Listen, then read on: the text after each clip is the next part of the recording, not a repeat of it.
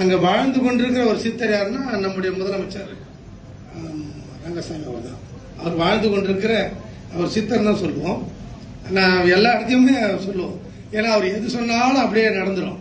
அது மாதிரி ஒரு ஆற்றல் மிக்கவர்.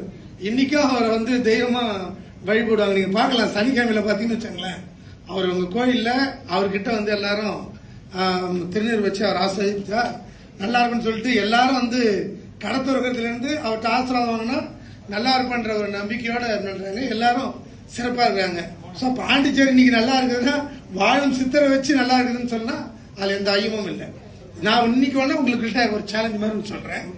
நம்ம மாநில முதல்வர் என்ஆர் அவர்கள் நம் மாநிலத்தை ஆண்டு கொண்டிருக்கிறார்.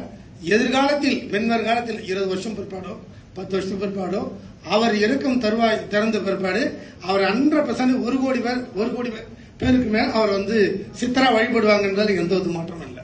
அந்த அளவுக்கு ஒரு அற்புதமான முதல்வரை நாம் பெற்றிருக்கிறோம். அவ்வளவு ஒரு ஆன்மீகவாதினா நேரடியா நான் பார்த்ததை வச்சு சொல்றேன். அவ்வளவு ஒரு அற்புதமான ஆன்மீகவாதி அவர். நம்ம பாண்டிச்சேரியில இருக்கிறதுனால நிறைய பிரச்சனைகள் சால்வ் ஆகும். அது மாதிரியான ஒரு சித்தர்கள். சித்தர்கள் ஆய்வரங்கம் என்பதை நம்ம மாநில முதல்வரும் சேர்த்துக்கலாம் என்னுடைய கோரிக்கையாவே இந்த இடத்த